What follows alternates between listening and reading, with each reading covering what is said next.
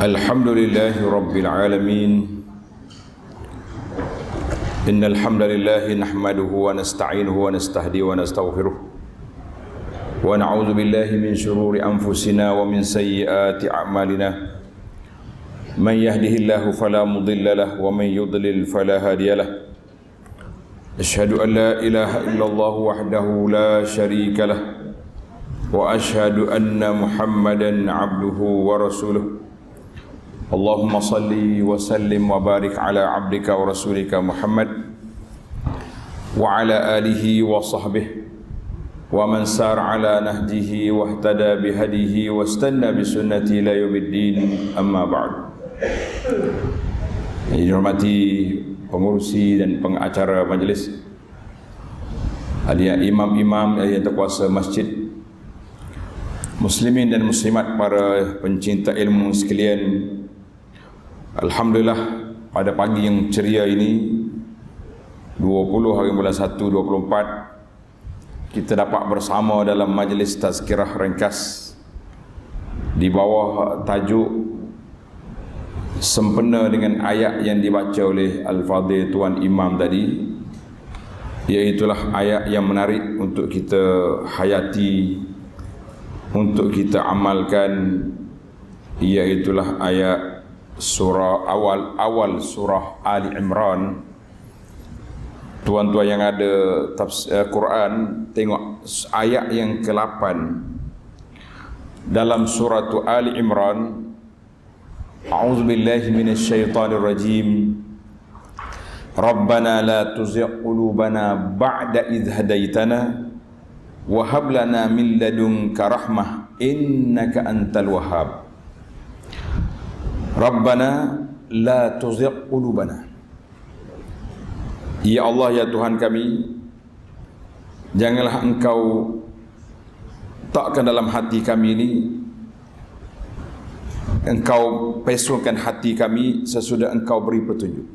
La tuzigh qulubana ba'da iz hadaitana. Setelah Engkau beri petunjuk kepada kami, wa hab lana min ladunka rahmah innaka antal wahhab, dan kurniakanlah kepada kami limpah rahmat dari sisimu, sesungguhnya Engkau jualah Tuhan yang melimpah-limpah pemberiannya. Jadi Allah Subhanahu Wa Taala ajar kepada kita satu doa, yang doa ini sangat menarik dan doa ini sangat diperlukan oleh kita semua di zaman mana-mana pun sangat perlu. Sebab apa? Sebab kita sekarang ni berada dalam suasana yang kita tidak tahu. Dia panggil kekeliruan, kecelaruan tu banyak. Maka bila kita sekarang ni berada atas hidayah Allah Subhanahu Wa Taala, maka kita minta supaya hidayah itu kekal. Tidak lari daripada landasan, tidak lari daripada jalan yang diredai oleh Allah Azza wa Jalla. Maka tajuk yang kita bincang di sini iaitulah tentang al-ukhuwah wal mawaddah. Ukhuwah mana persaudaraan. Jadi kita anggap sebagai perjumpaan kita ini di atas dasar ukhuwah, persaudaraan, dan juga mawaddah di atas dasar kasih sayang. Kenapa tajuk ini besar? Sebab Nabi sallallahu alaihi wasallam di antara agenda yang awal dilakukan setelah Nabi kita berhijrah ke Madinah, iaitu dia panggil al-ikha. Al-ikha ni mana? Mempersaudarakan orang muhajirin yang mari daripada Mekah, yang tak ada harta, tak tinggal apa-apa kecuali bawa diri, bawa pakaian pun ada yang selai sepinggan kata orang. Maka di sana dipertautkan hati mereka, dipersaudarakan mereka dengan sahabat-sahabat dari kalangan Ansar. Jadi disitulah duduknya dipanggil al-ukhuwatu fillah, persaudaraan. Kita bersaudara kerana Allah. Dalam surah Al-Hujurat, suratul Hujurat ayat 10, Allah SWT nyatakan innamal mu'minuna ikhwatun. Innamal mu'minuna ikhwatun. Sesungguhnya orang mukmin itu bersaudara. Orang mukmin bersaudara. Mana kalau kita sama kita, dia mengatasi batasan keturunan, geografi negara tidak dikira. Yang pentingnya kalau dia orang beriman, itu dikira saudara kita, tak kira bangsa apa. Ini di antara sebab hikmah Allah Ta'ala syariatkan haji. Pasal apa kita kena pergi haji? Sekali seumur hidup kena pergi. Jadi alhamdulillah untuk tahun ni, tahun 2024 ni, 1445, saya dapat maklum semalam bahawa orang-orang yang telah dipilih untuk pergi haji tahun ni, nama-nama mereka telah ada dalam portal tabung haji. Dia panggil TS Tijari, boleh cek di sana. Dan 2 hari ni, 3 hari tabung haji buatkan buat haji di apa ni, hotel tabung haji Movenpick tu, supaya tuan-tuan boleh pergi pilih. Kalau nak haji biasa, nak masuk package boleh masuk, boleh pilih. Ada 25 package yang diluluskan. Kotak apa ni, lesen haji boleh kita pilih. Pergi sini siapa ustaz pembimbing, ni siapa. Jadi boleh jumpa. Yang kita naknya duduk di innamal mu'minuna ikhwatun, orang mukmin itu bersaudara. Di mana saudara dia? Kita duduk di kampung kita nampak saudara kita, adik-adik kita ni, anak-anak kita, keluarga kita, kawan-kawan kita. Tapi bila kita keluar negara, pergi haji, macam-macam negara. Tak? Kita tengok dalam TV, ni muka-muka lagu ni, muka-muka orang Islam. Tak? Muka Cina ke, muka Rusia ke, muka orang putih ke. Macam mana tidak orang Islam sudah sampai Mekah pakai ihram sekalinya kita. Duk bertalbiyah labbaik Allahumma labbaik, labbaik la syarika lak labbaik. Sambung. Nak suruh bagi semangat haji sikit ni. Nah. Innal hamda wan ni'mata laka wal mulk la syarika lak. Naik bergama ya. Bunyi talbiyah ni berasal dekat yang kita dengan haji. Insya-Allah yang dah pergi haji, yang tak pergi haji pun insya-Allah bersemangat nak pergi haji. Yang belum daftar haji, sila daftar dengan tabung haji. Sebab ada orang tanya, ustaz, kalau kita daftar sekarang pun bukan boleh pergi haji sekarang. Ada yang daftar tahun 24 ni boleh haji tahun 100, 2100. Dia duduk tengok dengan umur dia sekarang ni sudah 50. Dia kata umur 150 tahun tak pergi haji dah dia. Anak bergurau. Saya kata tuan-tuan dan puan-puan, daftarlah naik haji. Dia kata tak usah kira berapa ratus tahun lagi. Sekurang-kurangnya kita sudah mendaftar nak naik haji. Anda kata kita mati, masuk dalam kubur, malaikat mari tanya. Dia kata ni rumah siapa? Rumah saya ni, kebun siapa saya punya ni, kereta siapa banyak ni saya punya. Nanti dia tanya ni haji tak pergi lagi ni, mana duit kau? Nak jawab macam mana? Sekurang-kurangnya tuan-tuan boleh angkat surat tabung haji, dah daftar, kota tak dapat. Agak-agak lepas ke tak lepas? Ada orang tanya, boleh lepas tak? Kata insya-Allah kita ada hujah bahawa kita telah mendaftar, cuma belum sampai masa lagi. Belum diseru, belum dipanggil. Jadi ada orang kata tak sampai seru. Nak sampai seru macam mana? Daftar pun tidak. Ini masalah kita ni. Jangan buat main-main. Jadi tuan-tuan jangan pandang mudah. Jangan rasa orang panggil, tak ada masalah tak pergi haji pun. Haji boleh tangguh. Haji boleh tangguh dalam fiqh Syafi'i, tapi ada SOP, ada syarat dia. Kena berazam nak pergi, kena ada cita-cita, kena ada semangat. Kena ada dia punya yang syarat yang paling teruk sekali yang saya jumpa, dia kata kena jamin 5 tahun lagi awak nak pergi haji awak sihat masa tu. Ni tak ada jawab. Siapa dia boleh bagi jamin? Bahawa kita ada atas hantar surat sama malaikat maut bahawa 5 tahun lagi kita hidup sihat walafiat. Boleh? Tak boleh nak jamin. Maka di situlah bermula di situ kita kena segerakan pendaftaran. Adapun kota terpulang kepada pihak jemputan daripada Allah Azza wa Jalla. Baik. Jadi bila kita duduk di innamal mu'minuna ikhwatun, orang Islam itu bersaudara. Nak tengok saudara kita di mana tuan-tuan kita nak tengok? Kita berkumpul di haji. Masya-Allah, tabarakallah. Sekarang ni zaman kita hari ni zaman handphone ni, zaman dia panggil Google Translate ni. Payuh kita kadang-kadang. Mari orang Cina ada sebelah. Dia tegur kita, Assalamualaikum, Waalaikumsalam. Ni hao ma, kita pun pakai alhamdulillah gitu, sudah tak tahu apa. Dia pun tanya. Dia tanya negara. Negara mana? Kita kata Malaysia. Oh, Malaysia. Bunyi Malaysia tu cari dah. Cari translate. Duk cakap. Dia cakap Cina tubik bahasa Melayu. Kita cakap pula tubik. Keluar. Jadi akhir kali tak baca Quran, kita duduk main layar orang Cina, duduk main Google Translate. Yang pentingnya dia nak berukhuwah dengan kita. Hak mahalnya dia nak berukhuwah, dia nak tanya khabar, dia nak tanya kita mari mana. Nah, kalau toke-toke ahli bisnes dia pula tanya meniaga apa, kita tidak salah sebenarnya tuan-tuan. Liyashhadu manafi'alahum, pergi di sana Allah Taala nak beri pada kita menyaksikan manfaat. Pasal itulah ulama tafsir kata manfaatud dunyawi wal ukhrawi. Dua-dua dapat manfaat. Manfaat dunia kecil.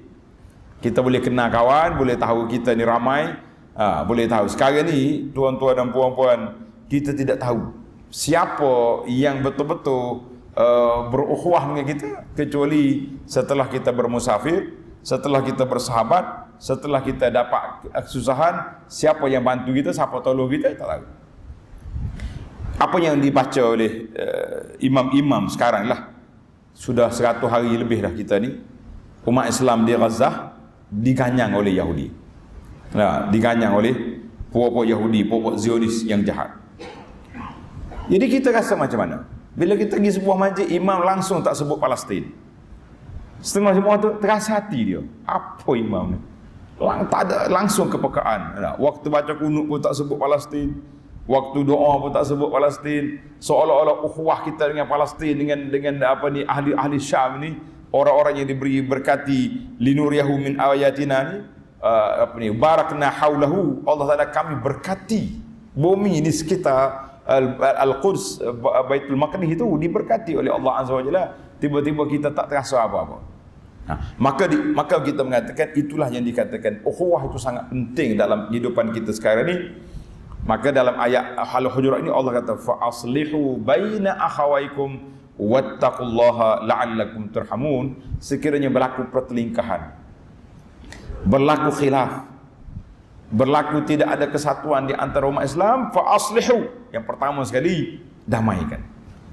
Maknanya yang pertama sekali Allah tak dalam ayat ini damai. Tuhan tak suruh kata bagi perang, tidak. Dan gitulah yang dibuat oleh khalifah-khalifah Islam di awal. Zaman pemerintah Sayyidina Ali di antara zaman yang agak gawat. Sebab apa gawat?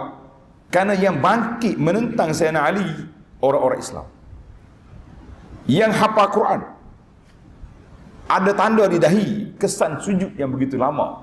Dia panggil golongan Khawarij. Khawarij ini golongan yang bangun menentang Sayyidina Ali bersenjata. Bukan lawan mulut, lawan bersenjata. Kalau lawan demokrasi kita kata lain macam dah. Ni lawan silah. Tapi Ali radhiyallahu anhu mengajar kepada kita, Sayyidina Ali tak putuskan ukhuwah. Dia kata ikhwanuna baghaw alaina. Ikhwanuna baghaw alaina, saudara-saudara kita tapi menentang kita. Saudara-saudara kita seagama, seakidah, tapi baghaw alaina, mereka memberontak pada kita. Itu kata-kata Sayyidina Ali radhiyallahu anhu. Maka para jemaah sekalian, bagaimana sekarang kita cuba nak merealisasikan dalam hidup kita ni sebagaimana yang diperintahkan oleh Allah Azza wa Jalla? Bagaimanakah hak-hak hukukul ukhuwah, hak persaudaraan itu kita nak mantapkan macam mana? Ada beberapa tip yang dapat saya kumpulkan, insya-Allah sama-sama kita sebut dalam tazkirah ringkas kita ni biiznillahi azza wa jalla. Yang pertama, tuan-tuan yang boleh menulis tulis, yang tak boleh menulis tolong ingat. Yang pertama dia panggil ke arah melaksanakan, merealisasikan hak ukhuwah. Yang pertama al-hubbu fillah wal bughdhu fillah. Kita kena sayang saudara kita ni kerana Allah. Kalau kita tak suka dengan dia pun kerana Allah. Tapi berbezalah. Kita sayang kerana Allah. Sebab apa mu sayang kepada orang ni? Sebab dia sayang kepada Allah. Sebab dia beriman kepada Allah. Sebab dia mengikut sunnah Rasulullah sallallahu alaihi wasallam, maka mesti kita kena sayang. Tapi ada di kalangan ikhwanuna, saudara kita juga, setengah-setengah tu keluarga kita juga, darah daging kita, tapi dia ada masalah.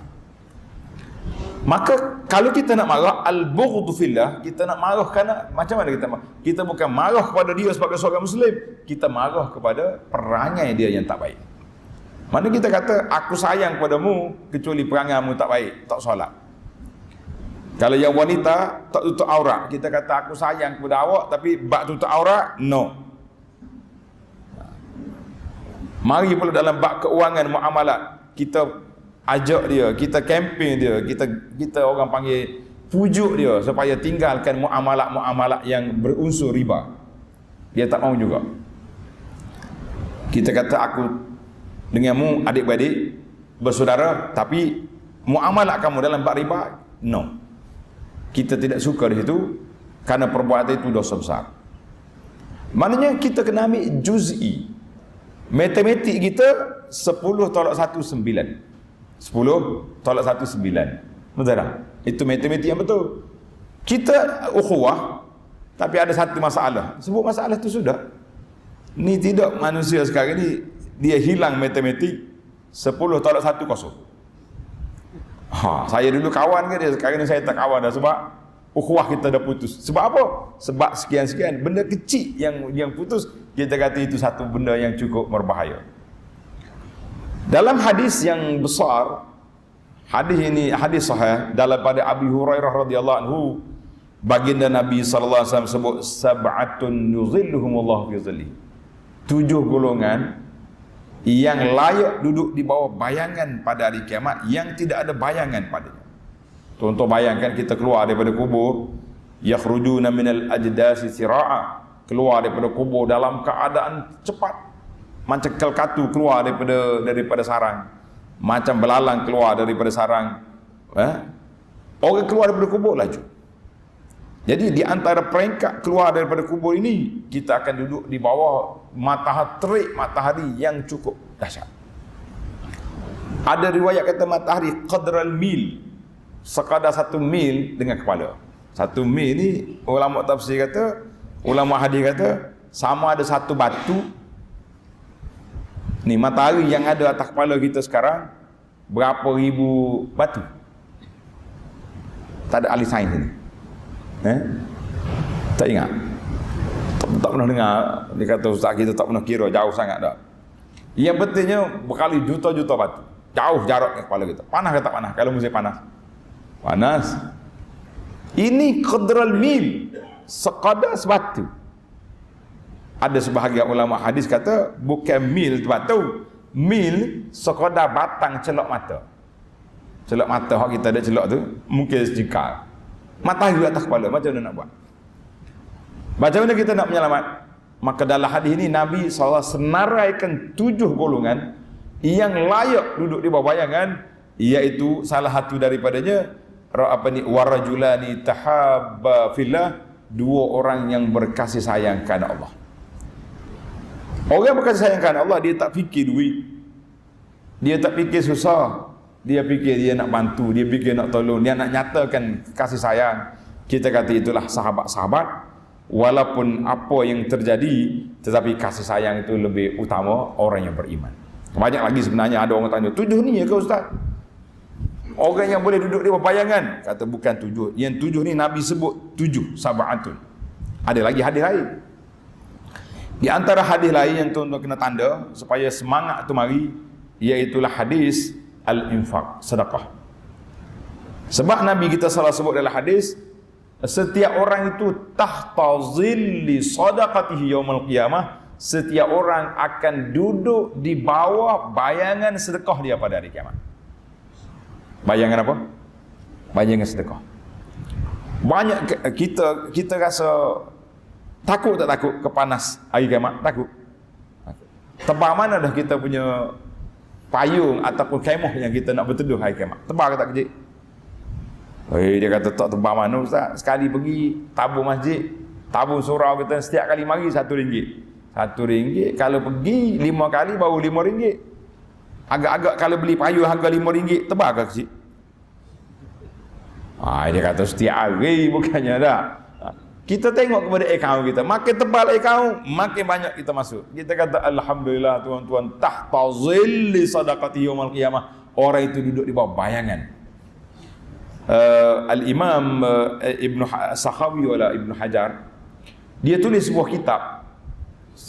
Dia kumpul hadis-hadis tahta zilali arsyir rahman. Dua orang yang boleh duduk di bawah bayangan pada hari kiamat. Itu ada. Tahta zilali arsyir rahman tu kitab guru kita, Syekh Atiyah rahimahullah taala, ada kitab dia, nama dia Tahta zilali arsyir rahman, di bawah bayangan aras pada hari kiamat. Baik. Itu yang pertama. Yang pentingnya kita nak para jemaah sekalian, al-hubbu wal bughdu kana Allah taala. Sayang, marah kana Allah. Satu hari seorang hamba Allah taala ini berjalan nak pergi ziarah sahabat dia, nak pergi ziarah kawan dia. Allah hantar mari seorang malaikat. Kita nak kata apa malaikat ni? Mana pakar-pakar bahasa sini? Seorang ke satu malaikat? Nak kata macam mana? Malaikat ni seorang ke satu? Kalau jin seekor tak? Seekor jin. Malaikat nak kata apa? Jangan kata malaikat ada ekor, tak ada ekor. Kita pun tak pernah tengok dia. Yang kita tahu, kita beriman pada Allah SWT. Malaikat. Kita kata Allah hantar mari satu malaikat duduk tepi jalan. Tapi malaikat rupa manusia. Kalau rupa malaikat, mati kawan tu.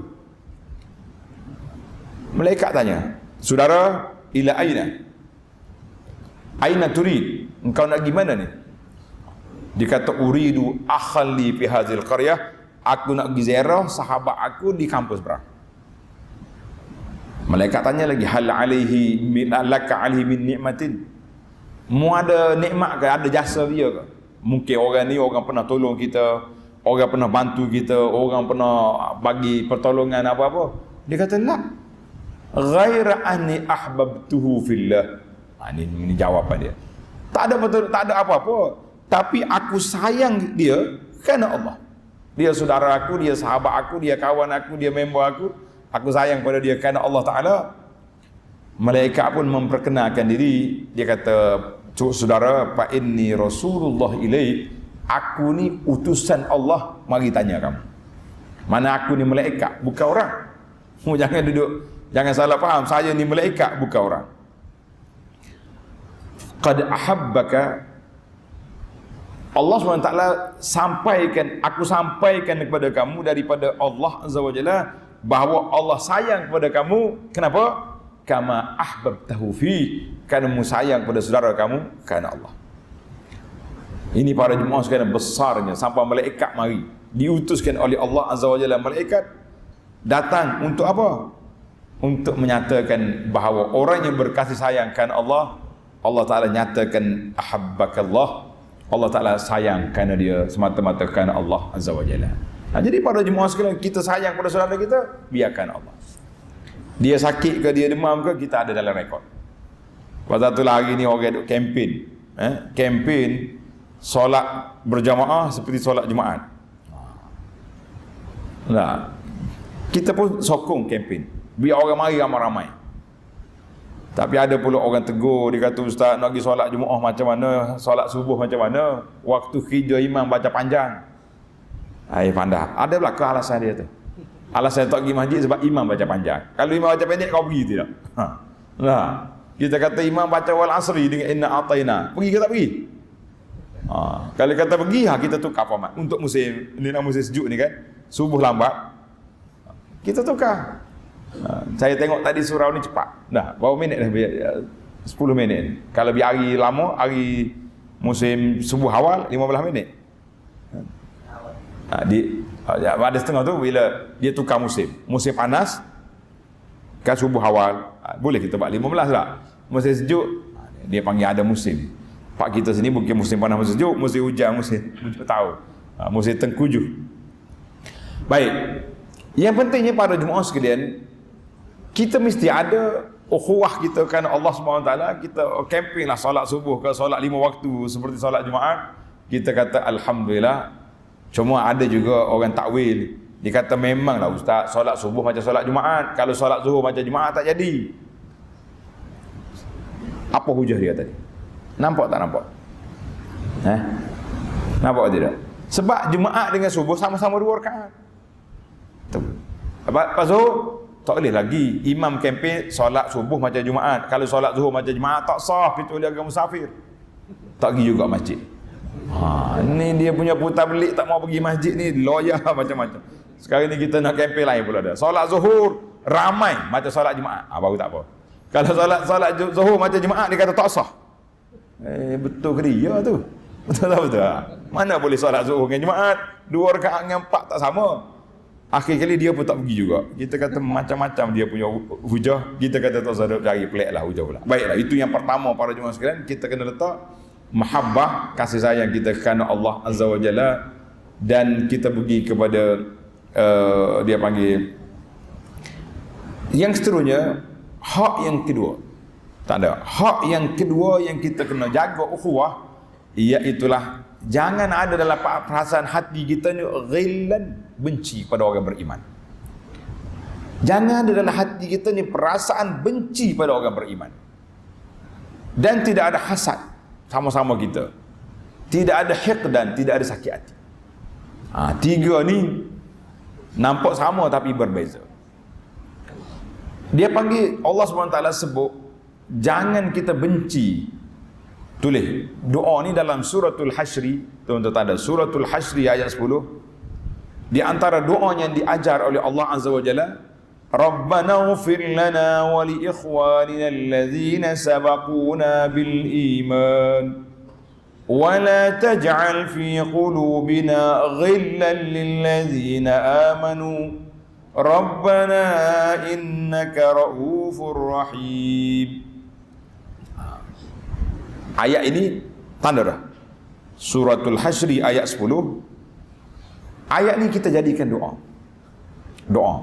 Rabbana ighfir lana wa li ikhwanina alladhina sabaquna bil iman. Ya Allah, ampunkan dosa kami dan saudara-saudara kami yang mendahului kami beriman. Siapa dia? Semua orang dulu pada kita. Orang itu dapat masuk dalam pakej doa kita. Ramailah Ustaz. Alhamdulillah ramai. Tuan-tuan jangan lupa, kita juga akan jadi orang dahulu. Dahulu kepada siapa? Dahulu kepada anak kita. Dahulu pada cucu-cucu kita. Mereka datang kemudian, dia pula doakan kita. Sebab itulah kata orang, kata di para ulama, siapa yang doa Allahumma ghfirli wali walidayya, jangan lupa akhir doa kita walil muslimina wal muslimat, dan kepada semua orang Islam, muslimiyah, muslimat. Bila kita doa kepada semua, berjuta bilangan orang Islam masuk dalam doa kita. Allah ramah tu tak? Ya. Sekarang ni waktu kita doa, nanti orang lain doa lil mu'minin wal mu'minat, kita juga masuk. Kita kata itulah indahnya Islam. Semua ajaran dia berbentuk doa. Kata-kata dia berbentuk doa. Untuk belajar, ada sebuah buku yang saya terjemah, nama dia Perisai Muslim. Perisai Muslim ni dapat dah buku ni. Dah ada. Dia kata ada dah, tak baca lagi. Itu masalah kita. Ataupun belum ada lagi, insya-Allah. Kalau belum ada, saya bagi kepada Ustaz Hanafi, boleh Ustaz Zul. Nanti dia share dalam grup masjid kita ni. InsyaAllah tuan-tuan boleh ambil PDF ni, letak dalam handphone, bila-bila masa je. Kita nak pergi ziarah orang sakit contohnya. Sahabat aku sakit. Tekan dalam tu cari ziarah orang sakit, keluar. Kita nak pergi. Biar kita pergi ziarah orang sakit, ada dua manfaat. Manfaat yang pertama, kita mengembirakan sahabat kita tu bila kita pergi ziarah. Suka orang sakit, orang ziarah dia. Jangan duduk main ziarah kat Facebook ya.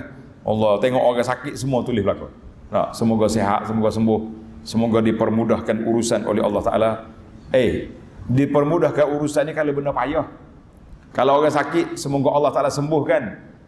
Kita kadang-kadang doa ni kita pakai copy paste. CMP budak kata sekali. Orang kata dipermudahkan, kita permudahkan urusan belakang. Mudah apa?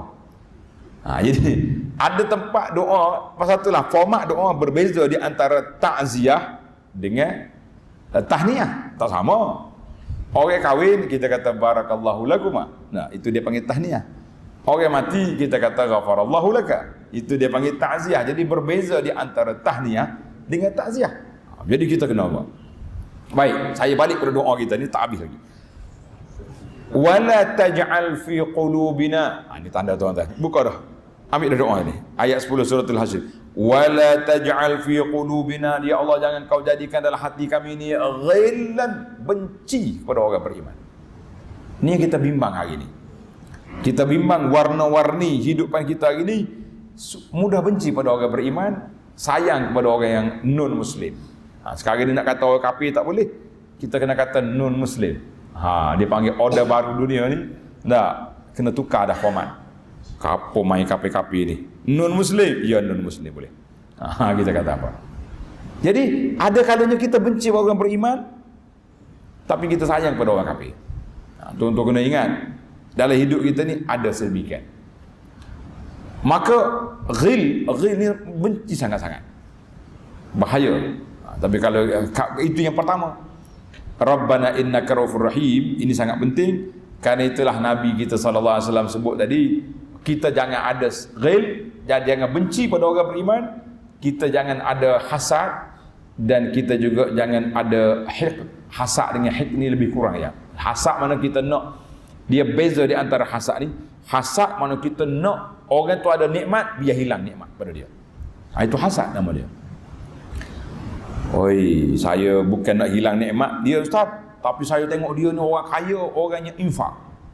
Kaya, kuat dia punya infak, sedekah sana sedekah sini. Tak boleh dengar orang-orang susah. Mari orang di Palestin kena bom, duit dia berjalan. Semalam saya tengok ada satu video. Dia kata kita tangguhkan pergi haji tahun ni sebab kita nak pergi duit bantu kana Palestin. Kita kata dua perkara yang berbeza. Dua perkara berbeza. Palestin kita derma dan bukannya boleh selesai pun kalau tak pergi haji. Kalau anda kata tak pergi haji tahun ni selesai Palestin. Saya pun rela tak pergi haji. Tapi pada isu Palestin ni, isu Palestin dengan Zionis ni sudah berapa puluh tahun dah kita. Sudah lebih daripada 60 tahun dah. Jadi sekejap dia pasang surut, kejap dia lawan, kejap dia senyap. Bila dia senyap, ramai orang masuk Palestin pergi ziarah. Kita kata tak boleh, kita nak gugurkan. Yang boleh gugurkan haji sekejap 2 tahun Covid. Covid ni hebat ke tak hebat dia? Covid hebat ke tidak? Kau tuan-tuan dengar Covid takutlah kau. Memang kita takut main Covid ni, siapa dia tak takut dah. Hebat tak hebat dia? Ada satu khutbah yang dibaca oleh Syekh Arab, saya tak ingat nama apa Syekh. Tajuk dia yang pelik, dia kata syukran corona. Kan corona ni nama virus dia corona. Syukran corona. Terima kasih corona. Kata apa benda ustaz ni? Orang duk kurung dalam rumah dia nak main terima kasih corona. Dia kata apa? Kami dah berjuang berpuluh tahun ceramah nak tutup kelab malam, tak tutup. Kami dah berjuang berapa tahun dah nak hapuskan pusat judi, tak hapus. Mari corona semua tutup. Kita kata Masya Allah. Ada orang tanya pula, Ustaz, masjid tutup tu macam mana? Itu masalah kita tanya. Kalau kata corona mari tutup pula kelab malam tutup, pusat judi tutup, pusat pelajaran tutup, pusat maksiat tutup, kita kata biar corona semua mari pun tak apa. Tak. Tapi masalah masjid tutup juga kenapa? Sebab apa masjid tutup? Kata di Tok Syekh ni, dia kata masjid tutup sebab kamu tak boleh tutup kelab malam, kamu tak boleh tutup tempat maksiat, maka corona datang tutup semua, dia tutup all. Semua sekali tutup, lockdown, habis sampai ke masjid sebab lemahnya kita dalam melaksanakan tugas amar ma'ruf dan nahi mungkar. Allahu Akbar. Saya kata ini satu sentap yang agak berat untuk kita terima, tapi terimalah. Kerana itulah yang cukup bahaya. Maka para jemaah sekalian, penyakit yang ada dalam hati inilah penyakit yang merusakkan ukhuwah. Penyakit yang merusakkan ukhuwah kita apa? Penyakit dalam hati. Ini yang kita bimbang hari ni. Tengok orang lebih sikit, kita sakit. Kalau tengok orang lebih, kita nak jadi macam dia, itu dia panggil ghibtah.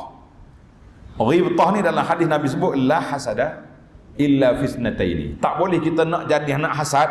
Hasad di sini dengan makna kita nak jadi macam orang tu.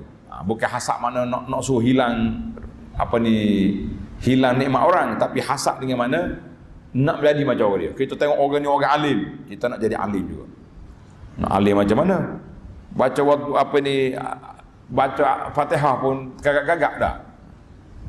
Tak sempat dah nak khatam Quran, tak sempat. Tapi sekarang ni anak kita ada anak. Oh, saya ada anak. Anak pun tak ada ustaz, ada cucu. Hantar cucu. Ambil cucu kita, pilih yang terbaik. Jangan pilih yang paling tak baik. Tak. Budak ni mengaji pun tak dia apa ni. Apa dia yang PSO sekarang ni? UPKK. UPKK dia panggil. Kelas para tuan kafar ni. Oh ni nampak kafar pun tak jadi. Hantar pergi pondok lah ni. No. Mana boleh atas yang paling command sekali. Hak paling cerdik sekali. Sebab orang yang nak memahami kalam Allah, kena orang cerdik. Orang yang nak hafal kalam Allah, kena orang yang dia punya pemikiran otak dia kena turbo, kena kuat.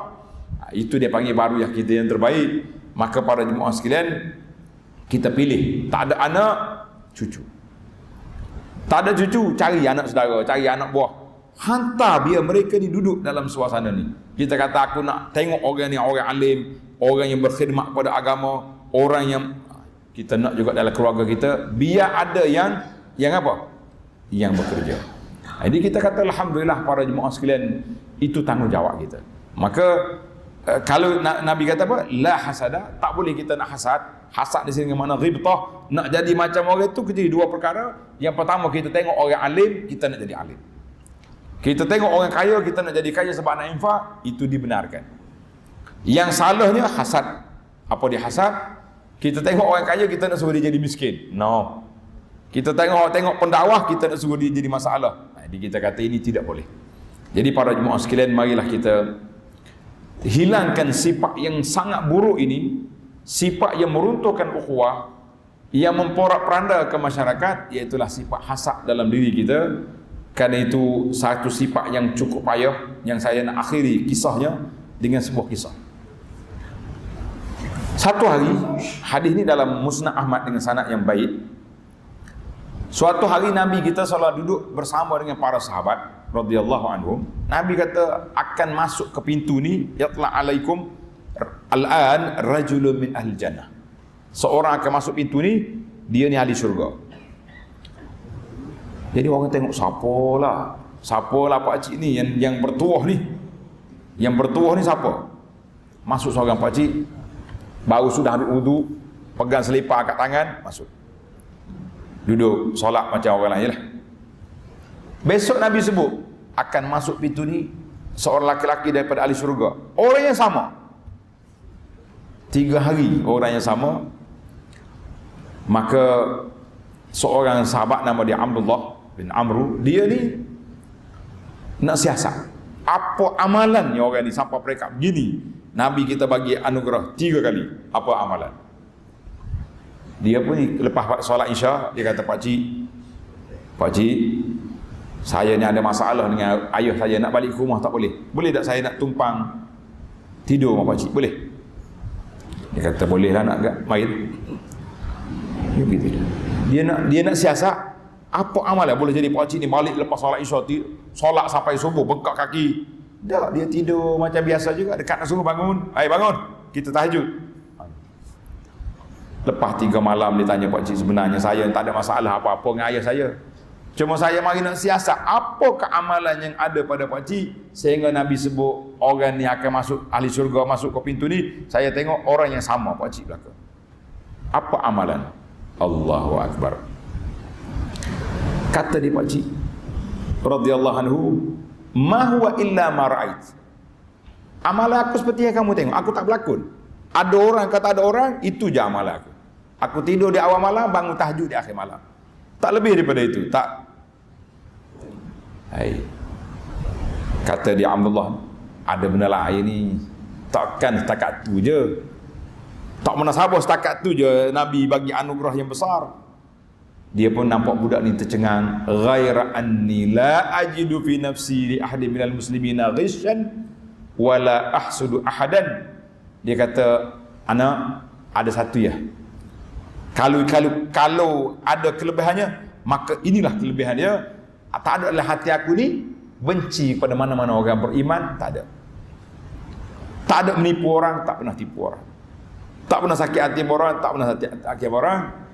Jadi aku ni tenang hidup sebab tak benci, tak sakit hati pada orang. Kata dia Abdullah, hadhihi allati balaghat bik. inilah darjat yang kau sampai kepada martabat ini sebab hati kamu bersih, tidak ada ghil, tidak ada hasad, tidak ada benci pada orang beriman. Maka inilah yang melayakkan Tuhan mendapat anugerah besar daripada baginda Nabi sallallahu alaihi wasallam. Wahyallati la nutiq, inilah yang kami tak mampu nak buat. Allahu akbar. Jadi para jemaah sekalian, kita simpulkan tajuk kita ni, iaitu yang pertama sekali kita mantapkan ukhuwah fillah. Dan ana terima kasihlah kepada sahabat-sahabat, walaupun kita kadang-kadang jarang bertemu, tapi bila bertemu mencari peluang untuk berjumpa, untuk memantapkan ukhuwah fillah kerana Allah Subhanahu wa taala. Jadi apa-apa yang terjadi sama-sama kita dah mesti dalam ada benda-benda yang kita suka tak suka, tapi utama sekali al-ukhuwah fillah kita letak di situ. Kita sayang orang kerana Allah, tidak adalah hati kita ni perasaan benci pada orang beriman. Mudah-mudahan kita layak duduk di bawah bayangan pada hari kiamat. Amin ya rabbal alamin. Subhanakallahumma wa bihamdika asyhadu an la ilaha illa anta astaghfiruka wa atubu ilaik. Wa sallallahu ala nabiyyina Muhammadin wa ala alihi wa sahbihi ajma'in walhamdulillahi rabbil alamin. Wassalamu alaikum warahmatullahi wabarakatuh.